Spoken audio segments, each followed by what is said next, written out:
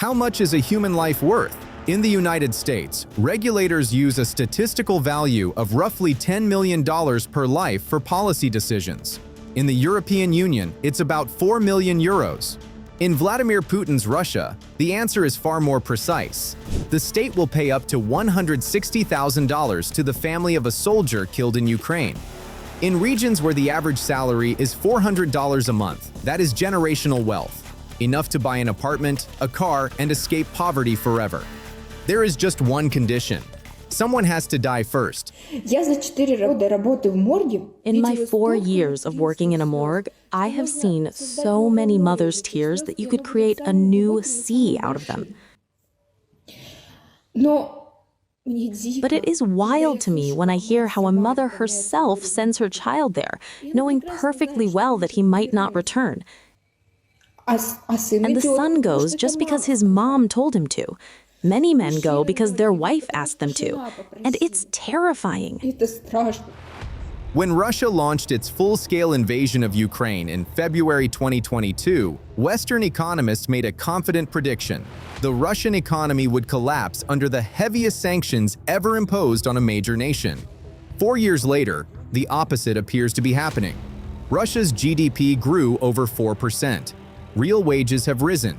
Unemployment has dropped to a historic low.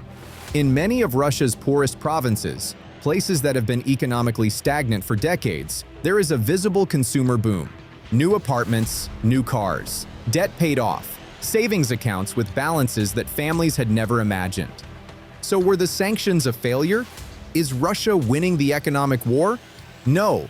What you're looking at is not an economic miracle. It is an economic machine fueled by death. In the first half of 2025, Russia spent over $26 billion just on its soldiers, signing bonuses, salaries, and payouts to families of the dead. That's only the people. No tanks, no shells, no missiles. By December, Defense Minister Belousov admitted the total war bill hit $138 billion for the year, more than Russia spends on education, healthcare, and social policy combined. The Kremlin is now burning through nearly 2 billion rubles every hour on this war. Since the invasion began, the cumulative tab has passed $530 billion. And here's the key. Most of the personnel money doesn't disappear into military bases. It flows directly into the bank accounts of Russia's poorest families, and from there, straight into the consumer economy. This is the Deathconomy, a system in which the most profitable financial decision a poor Russian man can make is to sign a military contract. And the most profitable outcome for his family is if he doesn't come back. In September 2022, Putin announced a partial mobilization. It triggered panic. Hundreds of thousands of men fled the country. The political backlash was immediate and severe. The Kremlin learned a lesson it has never forgotten. Forced conscription is politically toxic. Instead, Russia pivoted to a model of hidden mobilization driven entirely by money. The state would buy its army on the open market. The federal minimum signing bonus was initially modest, around 400,000 rubles, roughly $4,500. But then the Kremlin did something unprecedented. It passed the recruiting burden to regional governors, giving them strict quotas for new soldiers. Meet your numbers or face consequences. What followed was a bidding war, a literal auction for human beings. According to Janis Klug, an economist at the German Institute for International and Security Affairs who tracks these numbers in detail, Russia spent approximately $4 billion on signing bonuses in the first half of 2025 alone. Total recruitment bonus spending for the full year was projected to exceed $10 billion. To grasp what these numbers mean, you have to understand Russian regional economics. The median monthly salary in a small Russian town hovers around $400 to $500. A sign-on bonus of 2.6 million rubles represents 5 to 7 years of local wages, handed over in a single payment. On top of that, a contract soldier earns a minimum monthly salary of 210,000 rubles, about $2,600. More than double the average Russian wage. Add combat bonuses, and the annual income can reach 4.5 million rubles, over $50,000. In a country where the median annual income outside wealthy cities is under $10,000, a soldier makes more in 1 year than his neighbor makes in 5. Russia recruited 417,000 contract soldiers in 2025, according to Deputy Security Council Chairman Dmitry Medvedev. But there are signs the pipeline is straining. Independent investigative outlet iStories found that in the second quarter of 2025, only about 37,900 people signed contracts, 2.5 times fewer than the same period a year earlier. The price of human beings, like any commodity, follows the law of supply and demand. As the supply of willing men shrinks, the price goes up. The salary is attractive, but the real money in this system is unlocked by death. When a Russian soldier is killed, his family is entitled to multiple overlapping payouts: a presidential death payment of 5 million rubles, an insurance payout from Sogaz, a Gazprom subsidiary that holds the defense ministry contract worth about 8.2 million rubles combined, and in roughly 60 regions, an additional local government payment of 1 to 3 million rubles. Total, up to $160,000. In regions where salaries are under $500 a month, this is a fortune. It is more money than many of these families will see in a lifetime of honest labor. Let's do the math another way. A 40-year-old tractor driver in rural Siberia earns around $400 a month. If he works for 25 more years until retirement, he will earn approximately $120,000 total, before taxes, before expenses. The state offers his family that exact sum, instantly, if he dies in a trench in Ukraine. His entire remaining lifetime of economic output, delivered in a single bank transfer.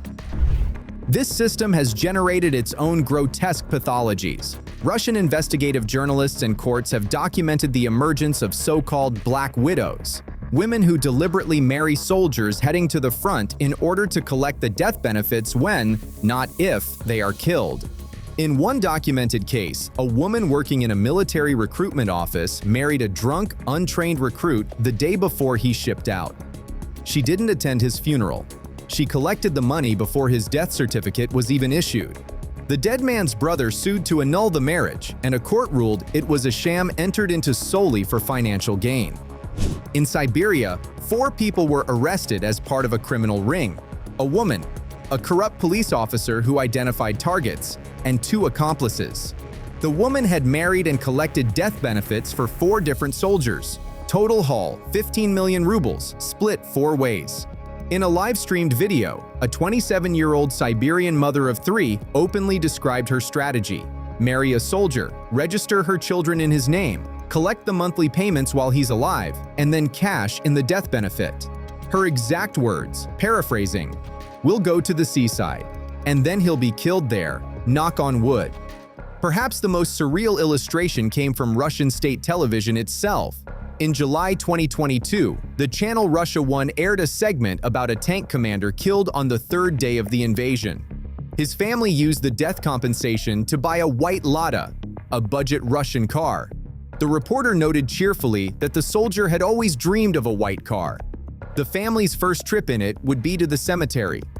The segment was later quietly edited out of the station's online archive, but not before the internet preserved it forever. There is also evidence that the system cheats in the other direction. Ukrainian military intelligence has published intercepted phone calls in which Russian soldiers describe the defense ministry classifying their dead comrades as missing rather than killed, specifically to avoid triggering the death benefits. By December 2025, over 90,000 Russian military lawsuits had been filed to have missing soldiers officially declared dead, so their families could finally receive the money they were promised. The state creates the incentive. The state profits from the deaths, and when possible, the state avoids paying the bill. The financial burden of the Deathconomy is not evenly distributed. The Kremlin has effectively outsourced the cost of recruitment to regional governments, and some of Russia's poorest regions are buckling under the weight. Mariel is a small, impoverished republic in the Volga Federal District. In the first half of 2025, it offered signing bonuses of 2.6 million rubles per recruit and managed to attract about 1,300 men. The cost, over 10% of the entire regional budget, more than the republic's total spending on healthcare. Let that sink in. A region chose buying soldiers over treating the sick. By late 2025, the cracks became visible. At least 8 regions, including Tatarstan, Samara, Chuvashia, and Mariel, slashed their bonuses back to the federal minimum.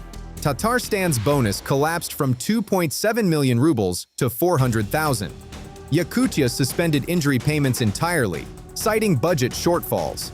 In the Samara region, payments dropped from 3.6 million to 400,000 rubles, the sharpest recorded cut. But then something revealing happened. Within weeks, several of those same regions reversed course and hiked bonuses again. Voronezh quadrupled its payment. Tambov, Krasnodar, Kurgan, and Altai all announced major increases. The Kremlin's recruitment quotas had not changed. The governors had no choice. Russia's regions are trapped. They cannot afford to recruit, and they cannot afford not to. The Kremlin has designed a system where the political price of failure is worse than fiscal ruin. The Deathconomy is devouring Russia's labor force from the inside. The war has removed well over 1 million working-age men from the civilian economy, roughly half drafted or recruited, the rest fled the country. Russia now has its worst labor shortage in at least 3 decades. Official unemployment sits at around 2.2%, a number that sounds impressive until you understand it means there is almost no one left to hire. 73% of Russian enterprises now report labor shortages, according to the Russian parliament itself. The central bank acknowledges that labor reserves are almost completely depleted. The problem is structural. A civilian factory can pay a welder $600 a month. A defense plant, running 3 shifts to produce artillery shells with government subsidies and cheap credit, offers $1,500 and immunity from the draft. The army offers a $20,000 bonus to grab a rifle. How does a furniture factory, a bus depot, or a construction company compete? It can't. Here is where the Deathconomy becomes a self-reinforcing spiral. Millions of rubles in military salaries and death benefits flood into regional economies where there is very little to buy. Families who never had savings are suddenly purchasing apartments, cars, and consumer electronics. But the workers who would have built those apartments, driven those delivery trucks, or staffed those shops are gone. To the army, to the defense factories, or out of the country. Too much money chasing too few goods and workers. This is the textbook definition of inflation. The central bank fought back with the bluntest tool available, interest rates. The key rate hit 21%, the highest in decades, and stayed there for the first half of 2025. By late 2025, it had cautiously cut to around 16%, but even that remains punishing for civilian businesses. The result is what economists at the Atlantic Council describe as a 2-speed economy. The military sector runs hot, subsidized, and shielded. The civilian sector is being strangled. By the third quarter of 2025, companies were devoting a record 38% of their profits to servicing debt. Over 30% of Russian firms were operating at a loss. Labor compensation reached 50.2% of GDP, an all-time high. GDP growth, which exceeded 4% in 2023 and 2024, collapsed. The Bank of Finland estimates full-year 2025 growth at or below 1%. Medusa reports a possible technical recession in early 2026. The IMF forecasts 0.9 to 1.5% going forward. The war boom is over. What remains is the bill. Beyond the macroeconomics, the Deathconomy is fundamentally reshaping Russian society. A new social class is emerging in the provinces. Call them the Camouflage nouveau riche. Men who were at the absolute bottom of the social ladder, including thousands of violent criminals recruited directly from prisons by the Wagner Group and later by the regular military, are now flush with cash and official hero status. For those who return, the transition will be brutal. These men were paid $2,000 to $4,000 a month to endure constant shelling. No civilian employer can match that. Many have severe PTSD. Some have brain injuries from repeated blast exposure. The idea that they will quietly return to factory jobs paying $500 a month is a fantasy. Then there are the wounded. Russia's military medical system has already demonstrated catastrophic failures in field evacuation. Hundreds of thousands of soldiers will require lifelong care. Amputees, traumatic brain injury patients, men blinded by shrapnel. The Russian healthcare system, already underfunded and understaffed, is facing a wave it cannot absorb. War on the Rocks researchers estimate that if 1 million soldiers ultimately serve in Ukraine, approximately 500,000 could develop post-traumatic stress disorder, costing roughly 1.35 million rubles per person per year in treatment, even at Russian price levels. Russia has no system remotely capable of delivering this care at scale. And finally, there is the demographic damage that no amount of money can repair.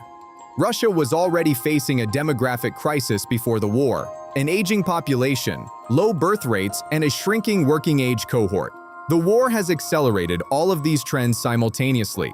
An estimated 300,000 Russian soldiers are dead. Hundreds of thousands more are permanently disabled. At least 700,000 working-age men have emigrated. The regions bearing the heaviest losses, Bashkortostan, Tatarstan, Sverdlovsk, the rural towns and villages that produce Russia's soldiers, are the same regions that were already demographically fragile. As one Russian researcher put it, in one generation, these nations will simply disappear. The Deathconomy doesn't just consume soldiers, it consumes futures. Here is the strategic trap that Vladimir Putin has built for himself. The Deathconomy is not a plan for victory, it is a plan for perpetuation. As long as oil revenues flow and soldiers keep dying, the machine keeps running. The poorest Russians receive their historically unprecedented payouts. Regional economies stay afloat. Political unrest is suppressed by cash. But Putin cannot stop. If the war ends, the recruitment stops. If recruitment stops, the bonuses stop. If the bonuses stop, the consumer boom in the provinces evaporates overnight. Hundreds of thousands of traumatized veterans return to an economy that has no jobs for them, no health care for them, and no need for them. The system is also eating its own fiscal foundation. Russia's National Welfare Fund, the country's main fiscal buffer, has been drawn down by 59% since the invasion began. Military spending accounted for almost half of budget revenues in the first half of 2025. The government has already raised the national value-added tax and hiked income taxes on high earners and corporations to keep the budget afloat. Regional budgets are cracking. There is one final variable that could break the entire machine: the price of oil. Russia's budget is built on the assumption of stable energy revenues. A sustained decline in global oil prices due to OPEC dynamics, weakening Chinese demand, or expanded sanctions enforcement would slash government income. The central bank would be unable to intervene effectively because most of its reserves are frozen under Western sanctions. The ruble would devalue, inflation would spike, and the real value of those 13 million ruble death benefits would collapse. The Deathconomy is not sustainable, it is a controlled burn. The only question is when the fire reaches the foundation.